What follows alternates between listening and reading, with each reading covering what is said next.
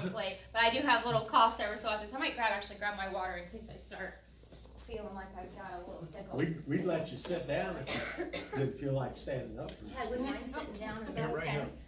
Kind of sit over here. Yeah, awesome. It's Thank like you. a kid's game where we're going out in a circle. Well, I have 5 kids, so I know all the games that 5-year-olds and under play. Countdown games, pretty much. Yeah, we're on, Jesse. Ready? Yep. Hey, All right. well, thank you all so much for being here. I really, really appreciate it. I have been campaigning all over the state. I've been trying to meet as many people as I can. I started campaigning basically February 1st at the state Lincoln Days, and I've been going nonstop ever since. I've got, I think, over 50,000 miles on my car from traveling all over the state in about 9 months, and I've just been meeting the people. And I think for a statewide race like this, you really need to do that. And I knew about a lot of problems in the auditor's office before I started running, and that's one of the main reasons I decided to do this. But as I traveled the state, I've gone to every Lincoln Days, McKinley Days, ice cream social, barbecue, chili supper, anything I can possibly get to, I've gone.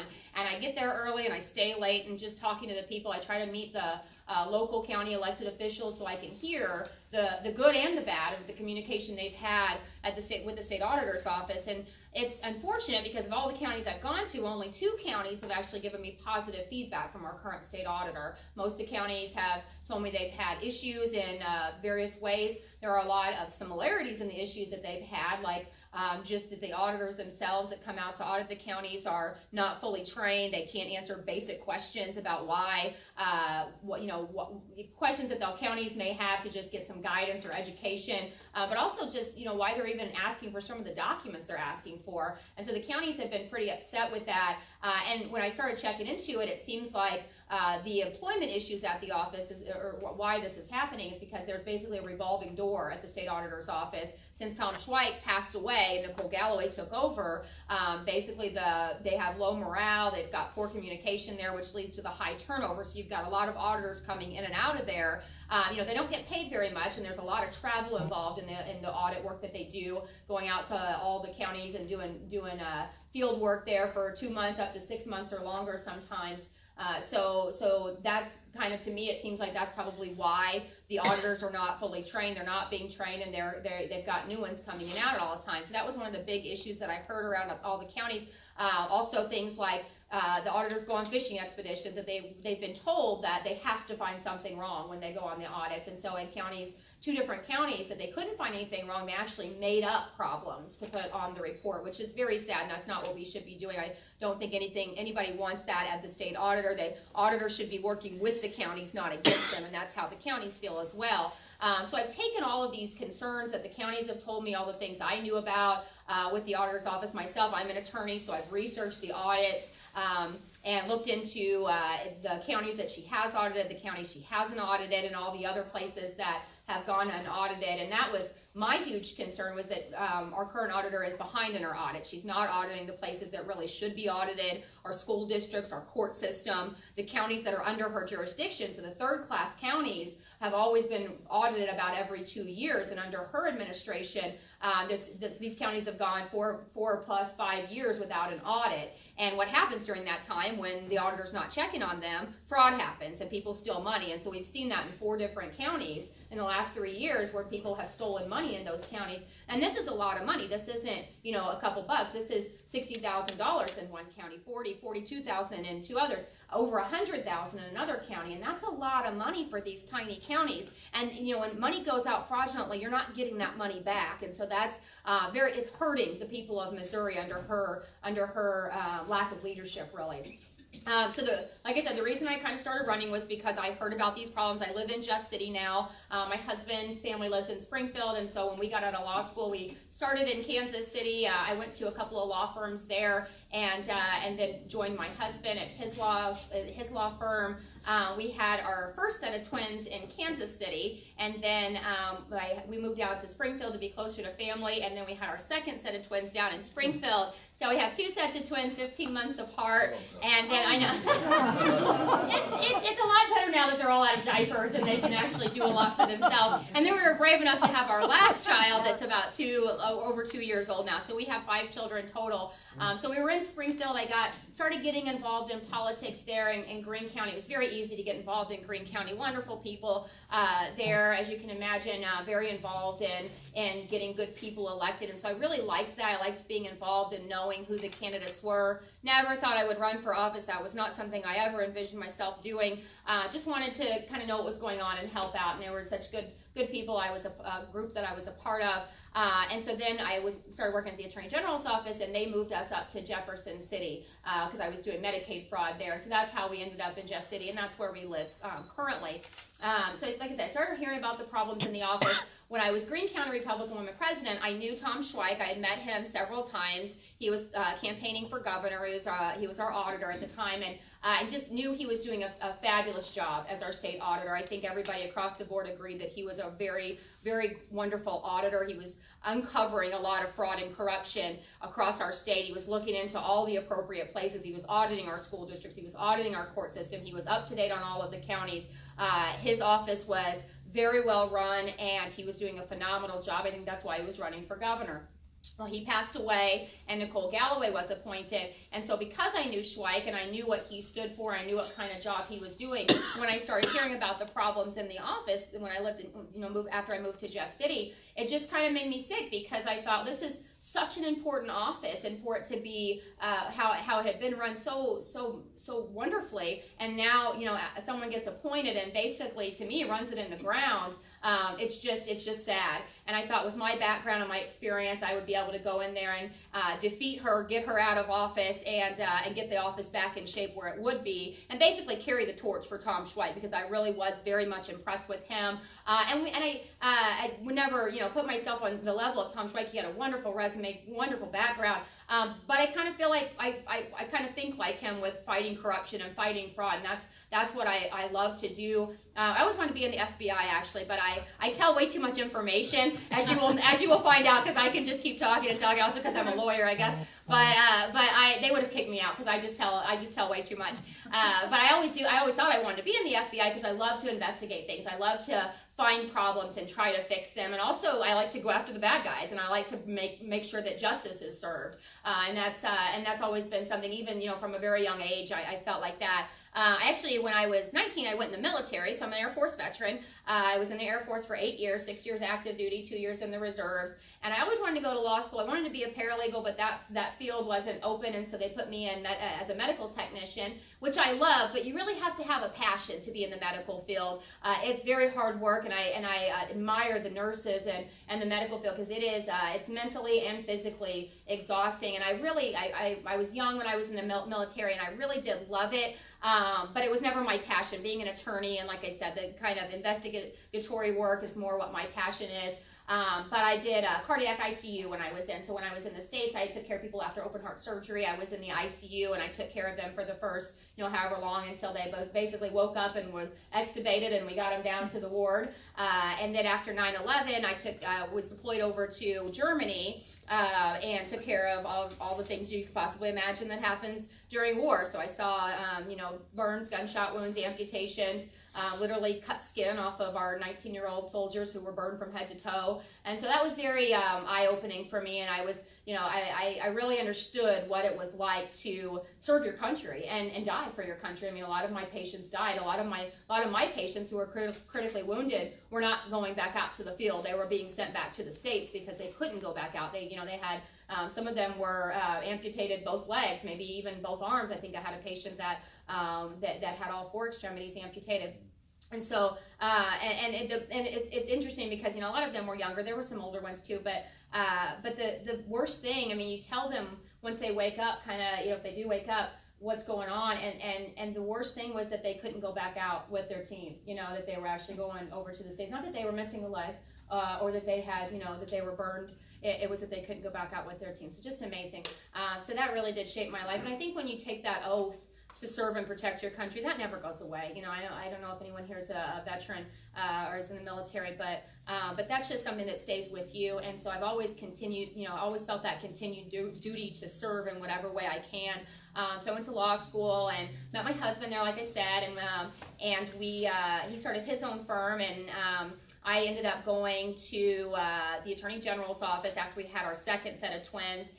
We had 4 babies, like within 15 months of each other. So we thought we probably should have a set income, because when you have your own firm, you never know when money is coming in. Now we had 4 babies in diapers, so I went to the Attorney General's office, which was probably one of the best moves I made. I really enjoy being an attorney for the state, because you get to be the good guy. You get to wear the white hat, and because Missouri's your client, so you get to do what's best for the people of Missouri. And I really kind of felt a good niche there for me. I did Medicaid fraud, so I did the civil side of Medicaid fraud.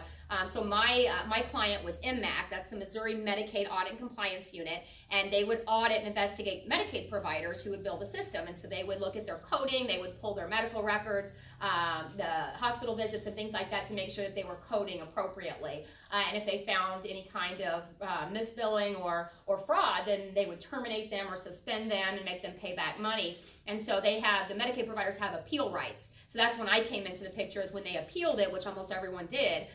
Then I was the attorney on that case, and I was the one that basically fought for them to stay terminated in most cases, or suspended. And so we would go through the court system that way, start at the AHC and move up to the circuit court. And I had a really good track record of keeping all of them terminated. Finally, when the case finally ended.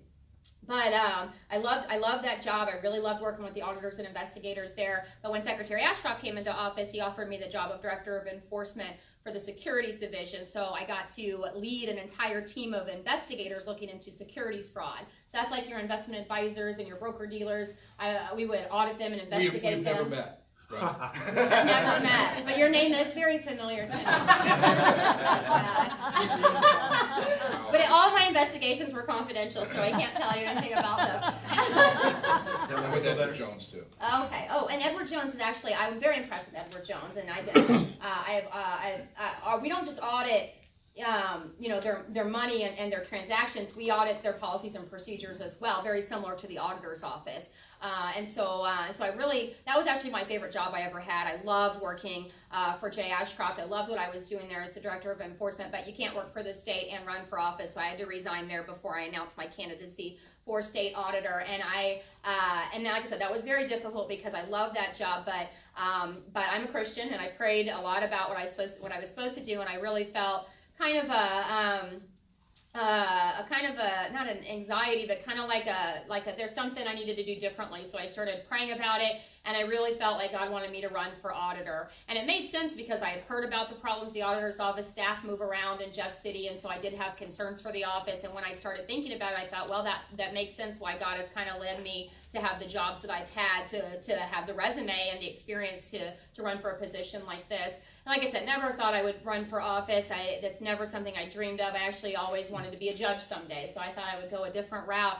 But I tend to go where the need is there also, and the need is there right now. Our current auditor, like I've already talked about the problems she has in the office, but she's basically there for political gain. Everything she's done is for her, for her own political purposes. And then she's actually, the Democrats have said that they're going to put her up for governor in 2020. And to me, we need to fire Claire. I really believe that. We've got to get Claire out of office. But Nicole, to me, is a mini Claire. And Claire started in the auditor's office, too. And if we would have gotten rid of Claire back then, we would never have the problems we have now.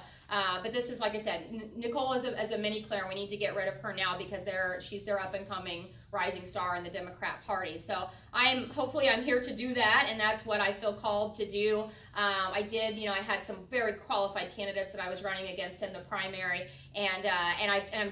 we listened to each other. I think Paul actually said at one point, that we all have good ideas, and whoever wins, has heard these, and he's completely right. We did hear everyone's ideas, and they had some wonderful ideas, and I think, I'm going to try to implement all of the ideas I can that I heard from them, and I've already talked to two of them, and have a meeting to talk to the other one once I win, hopefully, so I can get all their ideas and try to get those all in place once I take office.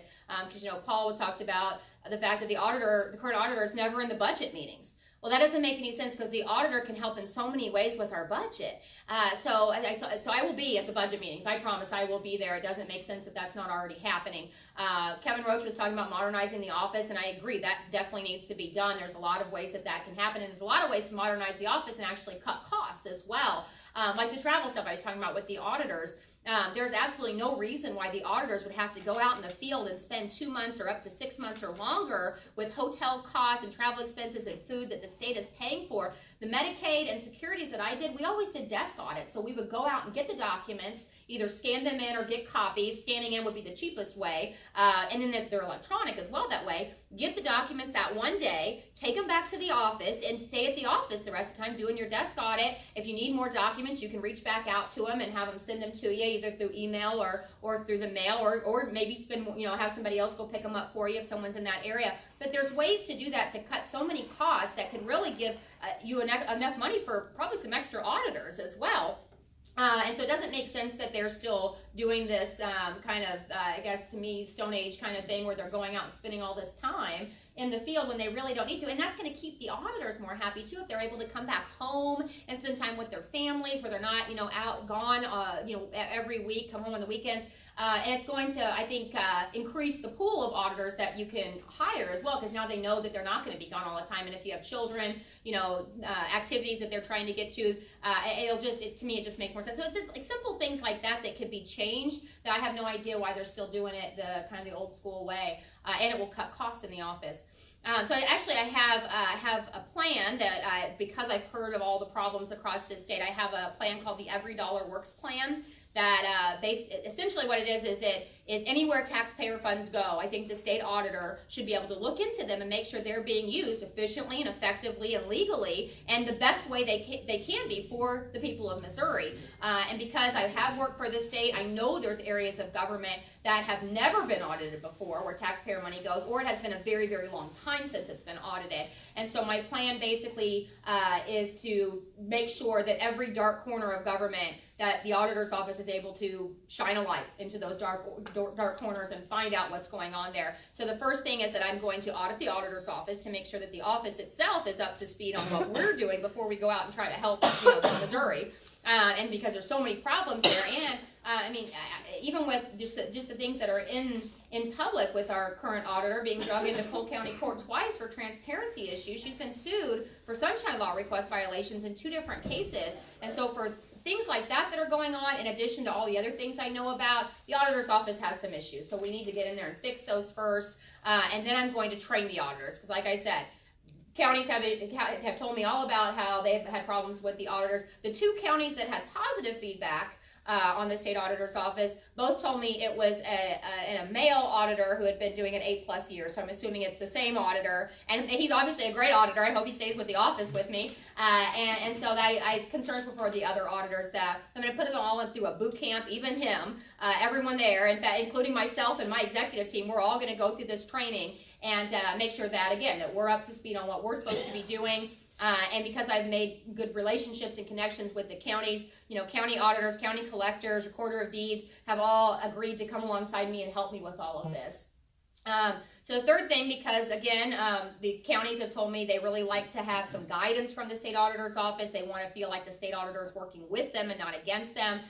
They've said that they really want to have some kind of a Bible, if you will, to kind of look to for guidance, because they want to know, what are you looking for when you come to our office and audit us, and how do we fix these things when you do find these issues? So I'm going to develop a best practices manual for all the counties to look to for guidance. It's not authority, it's just guidance for them to look to answer their questions. So that'll be something that I'm going to do basically the first 6 months. And again, the county auditors, collectors, people have said they'll come alongside me and help me with that. And try to get that out to them. That's for the first class. It's second class counties just as much as the third class counties that are under the auditor's jurisdiction. The fourth thing is that there are a lot of funds out there that are set up for specific purposes. It goes across the board. There's over 1,000 of them, and a lot of the funds have taxpayer money going into them. And so I know about these because I worked at the AG's office, Secretary of State's office, and have had communication with DOR and Department of Natural Resources. And so I know these funds are set up across the state agencies and under elected officials. But to my knowledge, they've never been audited by the state auditor's office or anyone else. So my concern is that the money that's going into those funds are not actually being used for the stated purposes. So I want to get in there and look at that, make sure they are being used for what they're supposed to be used for. If not, then work with them to make sure that they start doing that, educate them on that and let them know we're checking on you. Let's make sure we use them for what we're supposed to be using them for. And I started talking about this early on in the campaign, and some state representatives had come up to me and said, they were on the budget committee, and they said, not a lot of people know about these funds, and we know about them, and we're concerned about that as well. And we're concerned that they're not being used appropriately. But the main concern they had was that there's actually over $1 billion sitting in these funds, just not being used at all. And some of the funds are used for like slush funds. So my concern then, that they're not being used appropriately, if I can get in there and audit those funds, and then if I do find that there is just a ton of money sitting in certain funds, I'd like to work with the elected official or the state agency, whoever houses that fund, and try to work with the legislature to try to move some of that money over to places that we could better utilize it. Because if that's our taxpayer money and it's just sitting there and we need new roads and new bridges and our schools have issues, then that money needs to go to the purposes that will benefit Missouri. And so I'm going to work together with all of them to try to fix some of those issues. Again, it helps with the budget as well if we can reallocate some of that money if they don't need it. And because I know about the funds, I figure, well, there's probably other places out there that have never been audited that taxpayer money goes. And so I'm going to develop a very small unit within the auditor's office that will research all of the areas of government, because I don't know everything. I'm 38 years old and I've done a lot in my life, but I don't know anywhere close to everything. And so I need to have a researcher that can look into every place, every part of state government, find out where the taxpayer money is going, find out when the last audit was, how long ago it was, if there's ever been an audit, and then get them on a rotation basis to make sure that these places are being audited so we can get in there and look and see how the taxpayer money is being used. I think this plan is going to basically take care of all of the issues that I've heard about. Obviously, when I get in there, I'm probably going to hear about a lot more things, and there'll be other things that come up that I'm hoping that the auditor's office can help with. But the auditor's office is so important, and there's so much that they could be doing. And if you get the right person in there that's a hard worker that really cares about Missouri and is doing this to be a servant for the people and not for, these kind of positions to me, I mean, they're not something to go to for glory or power. These are complete servant jobs, and you are a servant of the people. And that's really what you should be using it for, not for political gain like I think the current auditor is. So that is my plan, and I am hoping to get started with that in January if I can get through November 6th, and so I really need all the support I can get. I know you guys are all informed and you're going to be out voting. Get your family and friends to get out and vote. Get yard signs out. Anything you can do is greatly appreciated. I mean, I know you got some great local candidates here as well that you guys are fighting for too. I will take questions, and I love questions. I do want to address. Okay, so I don't know how many people, maybe all of you, have seen the smear campaign against me by the current auditor. I actually have not seen it. I purposely have not watched the video because I knew from before I ran, I knew these are the two things that she was going to attack me on if I win, and so I told people that in the primary. And so the residency, basically, if you've heard about that, they're claiming that I am not qualified for this office. I am fully qualified for this office. In fact, I think I'm one of the most qualified candidates that's probably ever run because of my experience I have in being a veteran. And actually, like I said, having two sets of twins, I'm a multitasker. You kind of have to be when you have that many kids. I would meet the 10-year requirement if someone were to have challenged it. I didn't get to put my evidence on.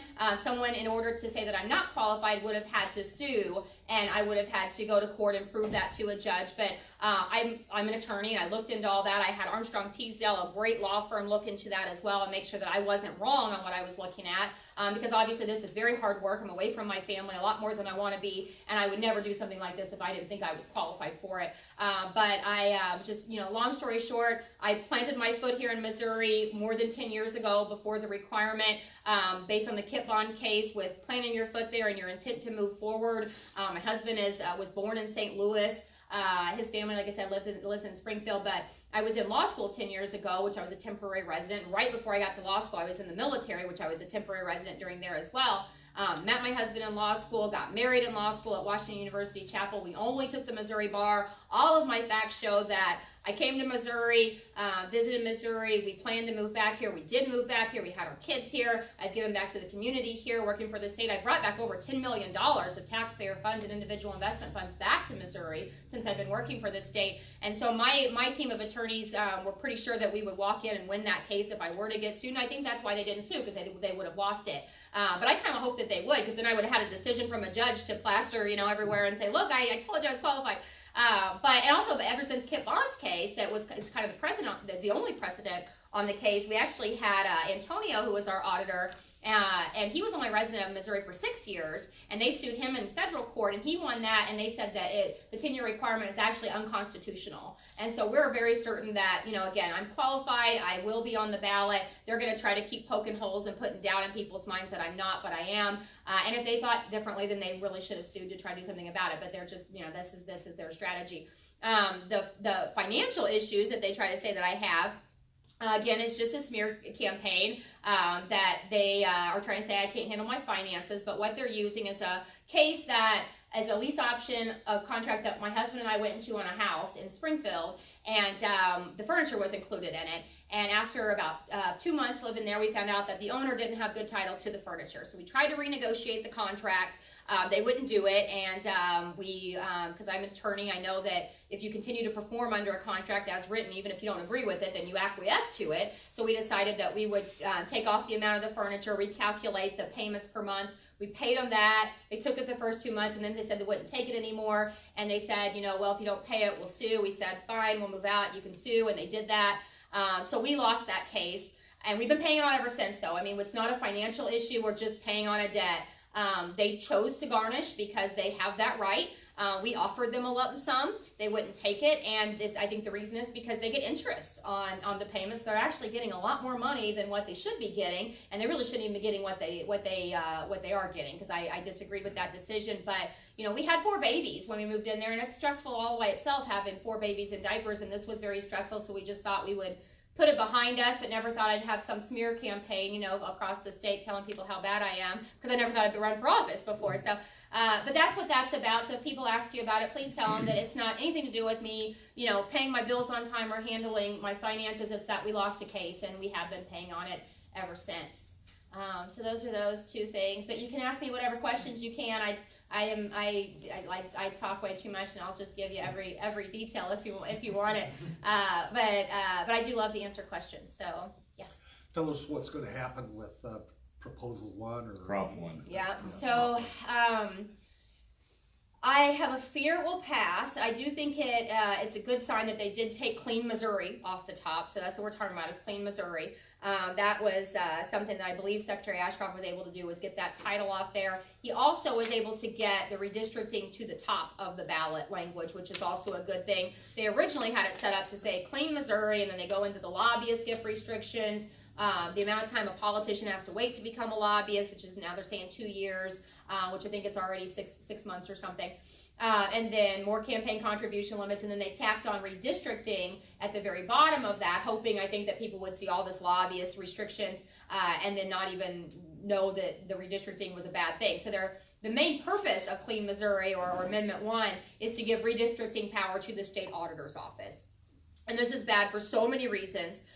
The first thing is, to me, running for that office, I think that once, we do run as a Republican or Democrat, and I think that's very important, because I think you should know the values of a person that holds your statewide office. But once you get in office, that job should be very nonpartisan and non-political. You should be auditing everyone the same, and I plan to audit Republicans just as much as Democrats. It doesn't matter what party you are. You should be auditing everyone the same and making sure that you're helping everyone the way you can, but also making sure everyone's doing the right thing. And if somebody does something wrong, it doesn't matter what party they're a part of. And so I think that Clean Missouri, or Amendment 1, will immediately politicize an office that really should be nonpartisan and non-political, because now they're not going to care. If this were to pass, people aren't going to care anymore about the auditor candidate, whether they're actually qualified to do this job, which is a very important job, like I've explained in detail.